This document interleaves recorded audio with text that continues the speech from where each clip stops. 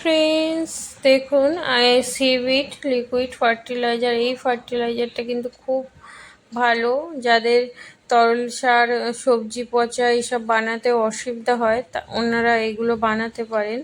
খুব সহজে, খুব তাড়াতাড়ি এটা গাছে ব্যবহার করতে পারবেন শুধুমাত্র জলের সাথে মিশিয়ে। 1 গ্রাম নেবেন, 10 লিটার জলে মিশিয়ে দিলেই হবে। তো সপ্তাহে একবার করে দিতে পারেন। সিউইড লিকুইড ফার্টিলাইজারটা এটা সামুদ্রিক শৈবাল থেকে পাওয়া যায়, আর এটা গাছের ফুল ফল আনতে সাহায্য করে। তো গরমের সময় গাছের উপর দিয়ে স্নান করিয়ে দেবেন বা গাছে স্প্রে করে গোড়ায় জল ঢেলে দিতে পারেন, এতে খুব উপকারে হবে।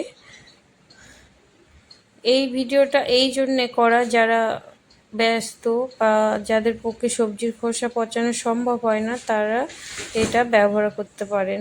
ভালো লাগলে সাবস্ক্রাইব করবেন।